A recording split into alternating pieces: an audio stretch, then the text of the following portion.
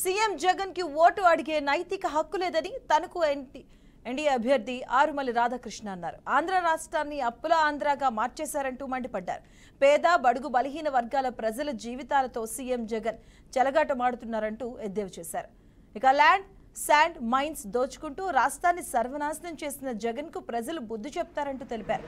జగన్ ను ఓడించేందుకు ప్రజలు సిద్ధంగా ఉన్నారని ఆరుమల్లి రాధాకృష్ణ స్పష్టం చేశారు.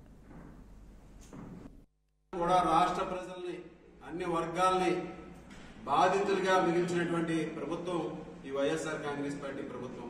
ఈరోజు అందరూ కూడా మరలా తెలుగుదేశం జనసేన బీజేపీ కూటమి రావాలని ఆకాంక్షిస్తున్నారు.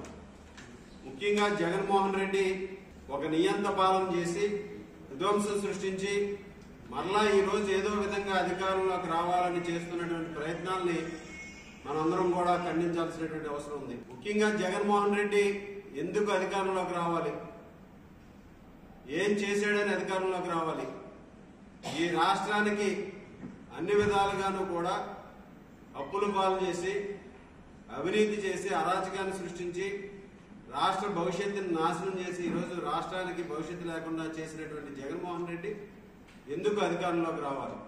అన్ని వర్గాల్ని మోసం చేసినటువంటి జగన్మోహన్ రెడ్డి ఈరోజు ఓటు అడిగే హక్కు లేదు. ఈ రాష్ట్రంలో ఈ వర్గం ఆ వర్గం అని లేదు. విద్యార్థుల నుంచి, యువత నుంచి, మహిళల నుంచి, రైతుల నుంచి, వ్యాపారస్తుల నుంచి ఏకైక ముఖ్యమంత్రి ఈ జగన్మోహన్ రెడ్డి.